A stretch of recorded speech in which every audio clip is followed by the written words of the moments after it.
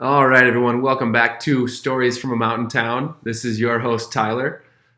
Today, my guest is none other than Fred Harness. Fred, welcome to the show. Sup? Fred is a longtime local of Jackson. You've lived here for... It's my 24th winter. 24 winters. Stuck here since June of '96. Stuck here. Just couldn't get out. Yeah. That's awesome. A lot more to it than that, but maybe we'll get into it. Yeah, definitely. We are here in his office here in, you call this kind of East Jackson a little bit. Yeah, we're on the east side of the town square, so here we go, the east side of town. Yeah. East side. Yeah. We took the podcast on the road. I did an episode when we were back in Minnesota, and now we're here. Nice. And today, kind of a big announcement for the podcast. We officially have a beer sponsor. It's Snake River Brewing here in Jackson. It's I think it's the oldest brewery here, right? Yeah, I think so. Yeah, pretty sure. I mean, I've been drinking their beer since '96. Yeah. So it's definitely probably a few years before that. Yeah, one of the most popular breweries here in town. They just got a great new brew pub building and restaurant set up a couple years ago now. Yeah. They call it what do they call it? Like Jackson's living room or something like that. Jackson's back porch, something like that. Yeah. Total local vibe. Like you go there and see all the best ski bums in town. Pretty much.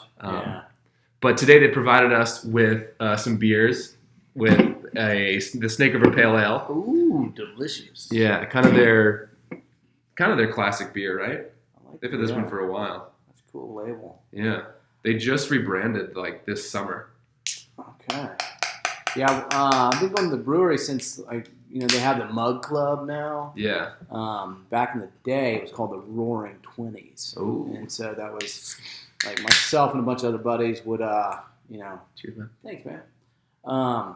We would gather there, and it was always like, which crew could get there first, because then we started assembling tables, and it was like always like our crew, and there were like probably 3 or 4 other like people that would always go there for the happy hours. And sure enough, it was like you had the teachers crew, you had the nurses, you had the skid crew, which is kind of what I was on, and but I mean we just go in there and just shake off the day's dust and and enjoy ourselves. So awesome. Cheers, man. Thanks. So yeah, big thanks to Snake River Brewing for hooking us up with these beers. And I forgot, I have a goodie bag that they gave me of like hats and stickers and koozies and coasters to give to guests. So I'll get you one of these days. But okay, cool. Yeah, you get your choice. Yeah, I like that. Put our river through your liver. Yeah, that's their new saying. Yeah. They just did a total rebranding project. Yeah. Where they like did some new logos on the cans and different that saying, and they did different color scheme and everything. Mm-hmm. Two times small brewery of the year. Nice. Oh, it's good stuff. So I was telling you, the whole idea of this podcast is kind of just people in mountain towns, why we love the mountains, what brought you here. So let's just start back with like, when did you first come to Jackson? Whether it was vacation or when you moved here? Spring break of '94. Wow. And my friend Bobby Reyes was already living out here. I remember my roommate Scott Elliott and I came out and stayed with her, and she took us skiing at the Mount Resort. And I remember like she took us out of bounds with some of her other buddies, and they're like, "We're gonna ski down this, and then we're gonna hike up." And I'm like, "Are you fucking kidding?" Oh, can I say fucking? Yeah, you can say whatever you want. Like, are you fucking? We're gonna be hiking and shit. That's crazy. And so we hike down, we ski down, and then they're like, "All right, we're gonna stop right here under these cliffs." And so we're just kind of hanging out like at this cliff, like below these cliffs, and all of a sudden one dude shows up with a backpack. He's got like a grill and charcoal. Another dude shows up, he's got a bunch of beer. Another dude shows up, he's got a bunch of hot dogs and stuff. So we're sitting there like grilling out, enjoying spring break and like sitting under this cliff in the backcountry of Jackson Mountain Resort, which is like, what? And of course, I'm sitting next to the dudes passing out the beers, and I'm like, yeah, time went on, and like, oh shit, I gotta ski down now. Like, oh my god, dude. Yeah. Yeah, that was I was like, wow, okay, this is different. Kind of a fun way to enjoy skiing for sure. Yeah. Had you been to other places here out west for skiing or snowboarding? Yeah, yeah. In high school, going on spring break with a good buddy, we've been to Colorado a few times. Been to Breckenridge and Copper Mountain, um, and then on how I ultimately ended up here. Let's see, we skied Aspen in '96. We skied Park City in '96. But yeah, that was really kind of just barely scratching the surface as far as skiing in the West. Yeah. So, Did it feel any different to you, like compared to those other ski towns? Because I've always felt that it just kind of, I don't know if it's like the cowboy energy or just how much bigger the mountains are, the Tetons are than most other ski resorts. There's just a different energy that I felt here immediately. yeah, it's definitely you got more of a. I mean, it's not just a ski area, right? You got the town that has a ski area, so that's kind of the thing. You see a lot more. I mean, it's kind of funny. Like you see other characters who don't necessarily ski, but then you see like guys that you don't really think would ski, and then they're like the badass skiers on the mountains. Like what the fuck? Yeah. Because I see a lot of older guys when I'm up on the pass, and I'm like, they've probably been doing this for like longer than I've been alive. Oh yeah, yeah. Like there was a guy who we were out on Edelweiss, and he had his two big Malamutes with him, and I had my dogs. I was like, oh, that's cool. And I was like, there's probably a lot of miles on those dogs out here, huh? And he's like, yeah, every single day. Yeah. And he had like really nice like Arc'teryx suit, but it was like super dirty and just like you could tell he was literally doing it every single day. Yeah, duct tape and shit. And that's how you can tell like the real local skiers is the guys. They do have nice gear, but it's got holes in it. Oh yeah, or something because they're just wear it out for sure. Yeah, that's the biggest test of any gear out here is just using it in the Tetons. Oh yeah, that's Steo's big thing that they talk about. It's like they don't need to test it anywhere else. They just test it in the backyard here. Mm-hmm. Yeah, I mean it's like that photo right there. Cade Palmer, he's a Steo ambassador, and oh yeah, he wears some shit out for sure. Yeah, definitely. Yeah, you'll see him. Maybe you can see on the camera. Fred has a picture here of a paraglider going over Meteor Crater. A meteor crater in Arizona, which they think could be the one that took out the dinosaurs. Yeah. That's sick. Something like that. Yeah. So, but yeah, when did you get into paragliding? Prior to coming here on spring break, I was in Australia for 6 months in '94. And saw a day of hang gliding. So the real flying seed was planted in high school. So we used to go to the backside of Lookout Mountain in Chattanooga, Tennessee, and watch the hang gliders launch. And I'm like, no shit, dude. I'm gonna fucking do that. Here's the opportunity. Yeah. And called the guy up, and he was like, winds are light. You want to go paragliding? I'm like, what's that? Will I fly? He's like, absolutely. He's like, okay, we'll go paragliding instead of hang gliding. Uh-huh. And this crazy German guy took us into the backcountry outside of Cairns, Australia, and more or less like showed us the wing. Like, here's the front, here's the back, here are the brakes, here's how you launch it. And he pulls it up, flies down, lands, balls it up, hikes back up, hands it to us, and is like, "You do it."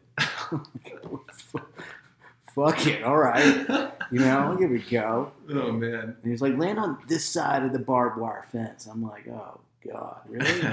So, and we were like just doing little skimming flights. We weren't really getting any altitude. But then he tied the rope to us and started pulling us up. So we were running, pulling the wing up, and he was running, pulling us up. And we were, getting probably 80 feet of altitude. It's pretty good. Wow. Clearing the barbed wire fence. Yeah. And you just hooked. Yeah, for sure. I mean, that was like 12 training hill flights that day. I remember that with this guy, Jeff Bull, I was in Australia with. Yeah, it's fucking mind-blowing. Yeah. But then when I came here in '94, I saw him flying, and then got stuck here in '96 and was like, who do I contact? And then that's when my buddy Ted was like, call this guy, Tom Bartlett. He'll start you flying, starting a group of, starting lessons. And really it was just me. Yeah. And I went tandem with him, and I was like, yeah, this is what I want to do. Uh-huh. So. Yeah, so Fred's one of the pilots for Jackson Hole Paragliding. Mm-hmm. So they operate out of the resort, and you can book a flight with him, and you ride with the pilot, and they take you up the tram usually, or if the wind is not good up there, they'll go up the gondola, and you just kind of start running once they pull the sail up, and then the wind picks you up, and then there's no. It's not like you're not jumping, you're not free falling, you're pulling a wing up and your foot launching it off the side of the mount. So you're steep side, but yeah. I mean, it's not incredibly steep, but it's steep enough that ultimately, the wing takes over and you fly away, and then you can catch thermals and climb up and sustain flight for as long as your tummy can take it, really. Yeah. Could you explain the thermals? I think I know what's going on, but I want to make sure. Yeah. So sun rises in the morning, right? And so it's beaten down on all the the hard surfaces. You got the granite and the roads and the rooftops and everything like that. So it heats that air up, and then what does that hot air do compared to what's around it? It rises, and so eventually, like a lot of times, like air kind of behaves a lot like water. So if you take the terrain and you were to turn it upside down, that would be like all the peaks and things like that would be an area that you could anticipate rising air, because it follows that kind of trajectory, and then it'll travel too. But you kind of just fly over those peaks, and that rising air is going up, and then you find the thermal and you stay in it. And you just do circles and you climb up and gain a bunch of altitude. And that's what I think I've said it on the podcast before. That's what hawks will do too. Yeah. Right. They'll catch those as well. Do the same thing. They mark thermals for us. Yeah. I mean, it's kind of cool. And then you get into cloud flying, which is a whole different set of skills. But if you think about rising air and like what clouds are, it's that rising air that's hitting sort of a cooler temperature in the atmosphere, and then it condenses and forms clouds. So like you see clouds, like particularly cumulus clouds forming, you can get under those and you'll catch the rising air, fly cloud based. Oh yeah, awesome. Yeah, some cool shit. Is there something special here, like there's more exposed granite that allows paragliding to be done here easier than other places? Because I don't really ever see it. I see it like a little bit around Park City, like Switzerland. I've seen it, and then here I don't really see it in any other mountain area. What makes it kind of unique here is just you have flat valley, and then you've got steep mountains, and so it's mostly just access. I mean, paragliders, you can put them in a backpack and hike up shit, but it's a lot more fun to be able to ride a tram up instead of like hiking for hours and then finally launching. But a lot of people do that. We do that in the depending on which way the wind's coming from. We have hike up sites, but I mean the cream of the crop is definitely Jackson Hole aerial tram. Yeah, you got 4,100 vertical feet of altitude to play with. So I mean it's so flat valley, big mountains right there, and then then you have a lot of exposed rock. So that's what heats up and gives us good mountain flying. Yeah, versus like I don't know, like the area around Vail, I don't think has as much exposed rock, right? It's just more like grassy. Think about like a coastal flying site like Torrey Pines or on the West Coast, where you've got onshore breezes coming in, and those hit any kind of terrain. It's it's basically ridge lift. It's hitting like a dune or something like that. Like we fly in an area called Sand City a lot, and that's just it's breezes coming off the ocean that are hitting these dunes, and they create a ridge, an area of lift that you just stay in, and you can fly up and down the coast. Oh, sweet. Yeah, it's cool shit. That's awesome. Maybe I'll tell the story that I've heard a million times from my dad about his first time here. When maybe you could fill in some gaps. So my dad and my stepmom, Leanne, they came out here for the first time, just stayed a weekend. Long weekend. They just wanted to go somewhere they hadn't been before, and they just randomly picked Jackson. They're like, Leanne was a skier growing up, and it's like, oh, that's just this cool ski resort. I've heard of that, but Chuck had never heard of it. So they come out here and they stay in the Teton Club. Yeah. They just happen to find it, and at the time you were like a real estate agent for them, selling their I think it was probably right around maybe 2004, 2005, somewhere in there. I think a couple of years earlier, but. Was it? Okay. Yeah, but either way, they so you're hanging out there, and they were having drinks after because they're on vacation, and Chuck had a bunch of drinks, And Chuck is not like a roller coaster guy. He doesn't really like heights at all. So they go to bed, and then we convince him like you want to go flying, and Chuck's like, oh yeah, absolutely, I'll do it. And then wake up the next day, he's like, wait a minute, what am I doing? Yeah, Leanne's like waking him up early, and he's like not feeling good. He's like, why have to get up? I'm on vacation. And Leanne's like, we're going paragliding. He's like, what? I'm doing what? Leanne's like, yeah, you already paid Fred. So they just paid you, a guy they had just met, to just take a paragliding on a night when they were doing I think I signed them up to buy some property. And then I want to say they went with maybe Matt Combs and Chip Hildebrand or somebody like that. Yeah. I wasn't their pilot. Okay. Yeah. But yeah, my dad always tells that whenever we talk about paragliding or anything. Because now you've taken me like 5 times throughout the years. Yeah, that's right. Yeah. And you've taken, or not you personally. Taylor, I think, right? Taylor's gone. Obviously, my siblings have gone. Ryan's girlfriend Elsa went, I think, this summer. Yeah. Okay. Yeah, she went. So like pretty much everyone in our family's now done it. It's so much fun. Oh yeah, yeah. It's definitely one of the more heart pumping activities you can do here. Yeah. And a lot of people say like that's the most memorable part about being in Jackson. It's like flying off and seeing like the Tetons and like out over the valley and stuff like that. It's pretty cool. Yeah, you from here to any of the listeners who know the resort at all, you take up the tram up, and then depending on the wind, you either start running on the in Rendezvous Bowl. Yep. Just going, that's the primary launch, and then if the winds are too strong or wrong direction, we'll go off the gondola. Yeah, and you've taken me off the backside too. Yeah. Oh, okay. Yeah. But yeah.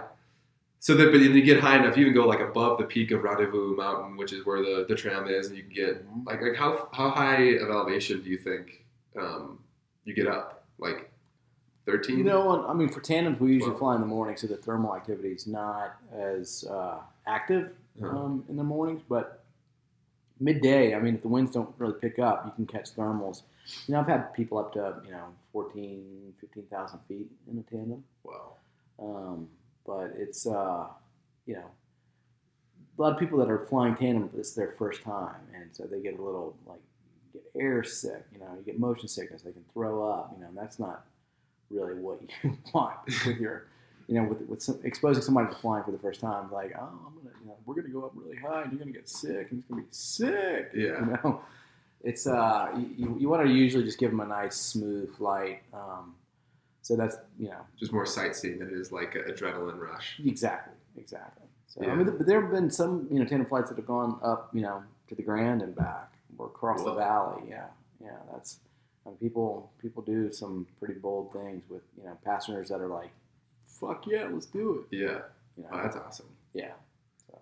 So you drift down, and if it's not your first time, or if you ask for it, you can do some little corkscrew things and spin around and get a little head rush there at the bottom. And then there's a certain little area out a little bit away from the village that everyone lands in, and there's like photographers out there, and the company has like GoPros that you can bring on. And so it's a really good experience because Jackson Paragliding's adjusted things now that we don't really have the photographers in the landing zone anymore.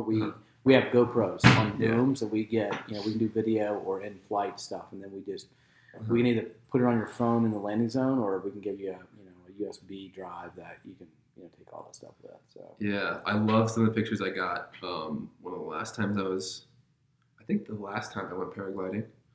Mm-hmm.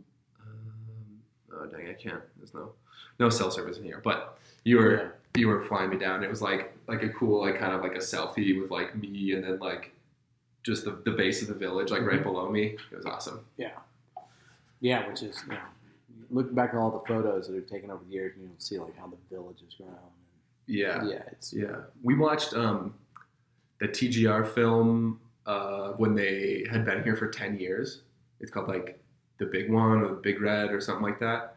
It was all about like TGR's relationship with the resort and like how the skiing culture here specifically really nurtured their growth. Yeah. And watching those old videos, like they had like Travis Rice was in there, and he's like He's wearing these like 2005 looking sunglasses, like kind of looking a little Hollywood. Oh yeah. And like the orange tram tower is still in the background, and like the old tram car. Yeah, old tram, and then the old where TGR's old offices were there, the next to the tram, that old building.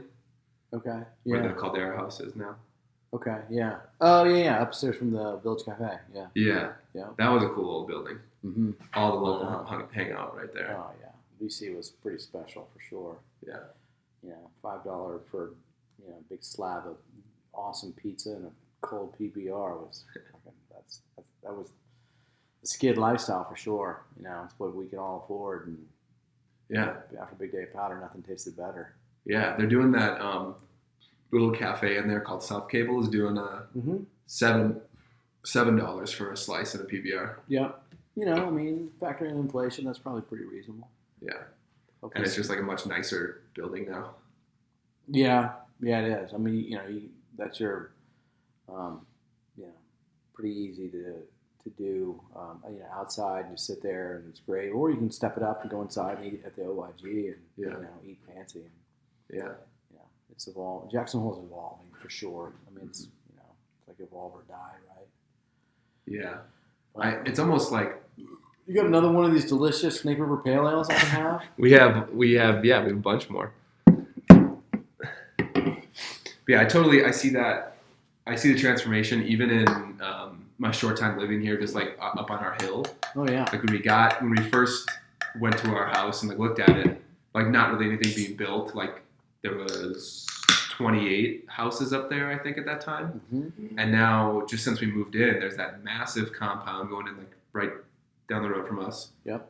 And then our friends that own Still West they have a build site too going on just more towards town. And then as you go up the road, there's all these massive houses going on. I look around and it's like, are these hills just going to be covered one day? Well, it can only be covered so much just because, Jackson's very limited. I'm also happen to be a associate real estate broker with Jacksonville Sotheby's. Yes. So check out livingthedreamjacksonhole.com. If you have any real estate needs, I'm happy to help you out. Yeah, and you support, obviously, the area of Jackson, Wilson, Kelly, Victor Driggs, Alpine. As far as where people live and stuff like that. Yeah, like where you would go to try to find a house for someone. Oh, yeah, for sure. I'm not licensed in Idaho, but that's okay. I got friends that are, so it works out pretty well. Mm-hmm. I mean, it's just you have a finite amount of privately owned land in all of Teton County. If you call it 2.6 million acres, it's literally less than 1% of that's actually privately owned that can still be developed. Yeah, so that takes out all the national forest, national park land. Yep. All the mountains that aren't buildable in, which is mostly national forest land anyways. Yeah, and then a lot of the privately owned stuff, you got the conservation groups that have been, people have been, for tax purposes, been putting these conservation easements on it, so you can't do anything with it, which is, yay, it's great. I mean, it protects our open space. Yeah. So it's definitely there's a perfect sort of storm happening between conservation and then development. So that the convergence of that gives you a really nice high price tag. Yeah. So if you're selling or if you're buying, I mean, you got to pay for it. Yeah, you got to sell it. Yeah. So that's always kind of interesting. Do you think it'll ever like this rate of growth here will ever slow down or stop when maybe we have an economic slowdown, or people just it's not the trendy spot anymore, or we as a culture we're not loving mountain towns as much as a time? Because I think mountain town popularity is really high right now for some reason. Yep. Not for some reason. We know all the reasons because it's awesome. Yeah. And then Jackson specifically, I've noticed with all like the celebrities that come through here, there's like the travel bloggers and the fashion bloggers will like follow that trend, and it seems like this is the hot spot to be right now. Yeah, a lot of it is economically. You got a really robust. We're hitting all-time highs in our markets, right? Stock market is a big. We're kind of almost, there's a correlation between what's happening in the financial markets and then us. Mm-hmm. Where people are making money hand over fist in the stock market, and then a lot of times people will cash out and want to reinvest that in real estate somewhere, and again, because we have a finite amount of real estate, people find that there's safety in that because somebody's always going to want to buy something in Jackson. Yeah. Just, as far as the demand is kind of unreal. Mm-hmm. So that, again, sort of keeps moving prices up. But a lot of it too is lifestyle, and then also tax environment. Wyoming is a really tax-friendly state. I mean, it's like one of the top ones, if not the top. Mm-hmm. And people love the lifestyle. So you kind of mix all that together, and that's what's giving you, people getting out of California or Illinois, or Connecticut, New York, New Jersey, what have you. Mm-hmm. They like the ability to be here at least 6 months in a day, so they can claim state residency, and then travel the world and not have to pay those state income taxes. Yeah, where they're coming from. Yeah, that's a good point. We had at some point Chuck got a Sotheby's catalog one year, mm-hmm. and the first inside page, it's a beautiful picture of the Tetons, the Ansel Adams picture, and then the bottom it has the top 10 best tax benefits of living in mm-hmm. Wyoming. It's no state income tax, no trust tax, all these big wealth related taxes. There isn't any. Yeah. That's awesome. And you can put everything in a trust. That'll, for some of the higher net worth individuals, that have billions and billions, you can put things in a what's called a dynasty trust, lasts 1,000 years, mm-hmm. and literally you're talking generations of, assuming nobody in the the family's future generations want to sell, they don't have to, and there's no transfer taxes or anything like mm-hmm. that. So. That you can actually do that with not just assets in Wyoming, but also assets in other parts of the country. Mm-hmm. So, talk to your tax advisor on that one, your estate planner. Yeah. Am I speaking loud enough? Yeah, we're good. I can bump the volume up to when I edit it. Okay. So the snow here has been phenomenal this year lately. Right? Yeah. Have you been getting out much? I'm probably sitting on. Let me see what my app says. Yeah, I love the new app. Yeah, the new app is pretty sick. Yeah. Jacksonville Mountain Resort got a new app this year, and it shows the amount of days on the mountain because we use an RFID tagged card for our passes now. So it shows you how many days you're on the mountain because you sign in. Stats. It shows you tram rides. You can show you vertical feet if you turn that tracking on. It can show you what parking's available. I've been forgetting to turn the tracking on, which is unfortunate because it only shows me as 32,000 vertical, but I've got probably double that. 19 days, though. That's all. I have 17 at the resort. I think I've done 5 or 6 more in the backcountry. Yeah.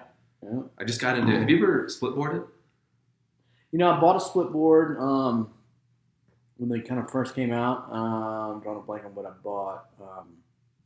You like Never Summers boards, right?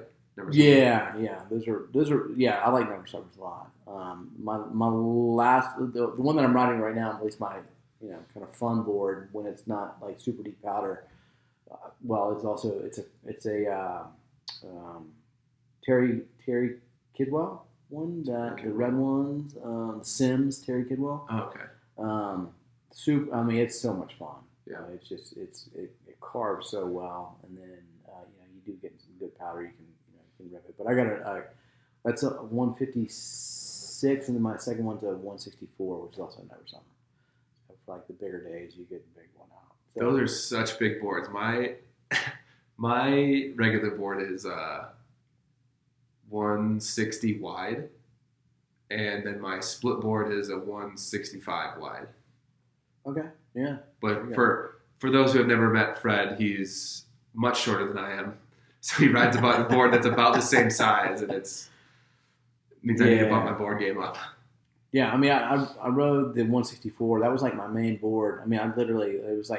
It's number 151 out of 650 or something like that. Oh, cool. After what they put on there, but I was my buddy Alex and I were talking about this study he found where there's a really high suicide rate in mountain towns. And the lack of sunlight is like a major piece of it because it's all the weather that has to come in here to get to build the snow up. There's no chance for us to get any vitamin D. I wouldn't draw too direct of a line with that. I mean, people move here because they want to get away from like massive populations and shit. Yeah. There was other things. There was like high like drinking and drug use culture in mountain towns. Everything's really expensive, so you're and again we have Snake River Pale Ale here with us today. You might want to edit that out. Just everything's really expensive, so like financial stress, and then it was a big piece. Like if you came out here to like try to be a pro skier or something, or just do that all the time, and you got injured. Now, like your whole season dream is now down the toilet because you got injured. And then you got to work on rehabbing and healing and shit like that. That's always So it's like a combination of that. Like for some reason, is leading. Yeah, I've blown my knee out before.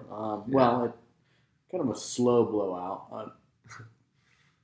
Kind of a inbounds, like following, like, oh wow, this is on track, and then I'm gonna hit right through these trees and. Then all of a sudden there's a drop and then it's a flat landing on a cat track and you're like, fuck. Oh, no. My knee hurts. And then I think that year I had a free pass. And I was like, fuck, dude, there's no way. And that was like early season. I'm like, and I went to the doctor and he's like, I think you probably got a partial tear of your ACL. I'm like, what does that mean? He's like, well, it's not all the way gone. It's kind of still there. It's probably going to hurt a little bit. And I'm like, he's like, we won't know unless we get an MRI. And I'm like, all right, how about this? Instead of the MRI, you give me the knee brace. And I just wear the knee brace. He's like, okay, that'll work.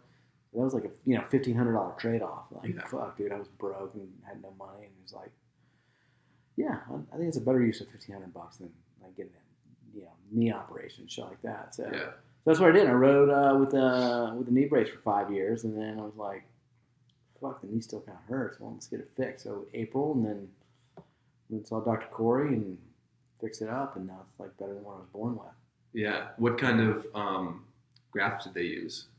They do off your hamstring, I think. Right? They go in, they take a little section, and they knot it up, and then they attach it, and then it's 6 months of rehab or something like that. Yeah, they can. I tore my ACL in football. Yeah. So they can choose between your hamstring, your patella tendon, or a cadaver. One of those two. I don't think they used the patella. It was the hamstring. Yeah. Something on the back of your knee. Yeah, I had a hamstring too. Yeah. Because they found, so I had, since I'm so tall, I had this thing called Osgood slaughter. It's like this sounds fancy. Yeah, this bone grows really fast. And then this bone doesn't grow as fast, so then it like basically like goes like this and pushes the top of this bone out. Okay. And so it's like I got this bump on my knee, so that made my patella tendon shorter than it should be for like my height. So they're like, we can't use that; it's not good enough. But yeah, I took the hamstring, attach it, and now like, the rehab. It's like if you just, I was just like so motivated to get back to where I was before it. Right. That I went to. Luckily, I went to a school that had a lot of PTs and. Athletic training program. So there was like every day I was working with really, really experienced people. Yeah. And I'm going like 4 days a week, like 2 hours of PT because I'm just like, this sucks. Yeah. Not being able to move like I want, not being able to snowboard. Right. Having to be so dependent on others. Oh, yeah. Like I had to like have my dad help me like take a shower. Like when I first got out of surgery. I bet Chuck loved that. Yeah. He might have been sneaking some of my medicine. But yeah, it was just like. I'm gonna have to wrap it up here. And okay. I gotta get my daughter. Yeah, no worries. Is there anything else we want to talk about? I mean, as far as like living in a mountain town, Yeah, what's your favorite part of Jackson, and like what's kept you here for 24 years? 20. Oh man, that's pretty. Just the activities. Hands down, like skiing powder and flying and climbing and mountain biking. So once you kind of get here, at least I kind of went at it at like a little bit of an ass backwards way, where I knew this is the playground I wanted to be on. and then you got to figure out like how am I going to afford it? And so you went through everything from being a house painter to being a dog sledding guide to cooking dinners at Whitewater to cold calling for computer software to being a stockbroker. Mm-hmm. And so far, real estate's been like hands down the best way to afford it. Mm-hmm. Yeah, you definitely work hard. It's not to say that you don't have to grind. Everyone here has to grind just to stay here. I've said this before. Jackson like really separates the people that want to be here with the ones who don't, because the ones who've been here for as long as you have, you've had to work so hard just to stay here. Yeah. That it shows how badly you want to be here. That makes sense. Yeah. Yeah. Like the people who just don't absolutely love being here, they're just like, oh, the trade-off for how much I have to spend to live here isn't worth what I get out of it, and they leave after a couple seasons. But yeah, and I've had friends do that, and there is a significant boomerang effect. Like people will leave, and they're like, "Holy fuck, dude, that place was badass." Yeah, like I'm not 10 minutes from world-class mountain biking, skiing, and paragliding. Yep. Like, wait a minute, where did I go wrong? I like that answer because I totally feel that way. It would be so hard for me to move even to like a Denver or Salt Lake and have to in the summer I drive like 10 minutes to Cache Creek to mountain bike, which is compare that to anywhere else, it's world class, or the pass or whatever. You just have the access to things that make you happy is amazing here. Yeah, and that's what kind of generates your positive way of being, right? The way you think about things, the way you go about your daily routines and stuff like that. So that's where we're all anybody that lives in Jackson is very fortunate to have that. Yeah. And even like people that still work on Wall Street or still work in Silicon Valley or whatever, they have the ability to do all those things in their home here and then jet off to their money-making jobs in those locations and then come back and sort of recharge. Mm-hmm. And that's, I dare say, like 9 out of 10 times, that's going to make them a little more superior than their peers that live in those locations. Mm-hmm. I think you could probably test that theory out pretty easily. And I got 5 clients I can think of like off the top of my head that do that. Yeah, just to the recharging makes you better for work. Yeah, oh yeah, for sure. Yeah, you get to clear your head of like all the bullshit, and then you take the happy, good charged vibe into that again. Yeah, you're thinking different. Definitely. So. Yeah. Cool. One last question. Yep. That I ask every guest. Oh. Okay. Of the clincher of the words who, what, when, where, and why, which of those drives you most in your life? Like the example would be like the what is like as long as I'm skiing somewhere I'm okay, I'm happy. Or the who is as long as I'm around family. It could be in a crappy town doing a crappy job, I'm okay. Mm-hmm. Or for me it's the where. As long as I'm here in Jackson, I'm okay doing whatever. I'm okay being apart from my family. But that's well, so the family comes out and visits, Yeah. But so which one for you? And why I'm here, or which of those has driven you in your life the most? What, when, where, why? Like, is it definitely the where? I'm here. Yeah. Where do I want to be? Yes, here. You can always hop on a plane and go visit. Yeah. And particularly in this day and age. And I think the who, like who you're with. You meet so many different kinds of people here. And there's some good, solid people that are, some people, it's worth spending your time. You always want to surround yourself with people that have, like, solid libraries. Yeah. People that give a shit about stuff and are knowledgeable. And, I found that a lot in paragliding for sure, and even in climbing. But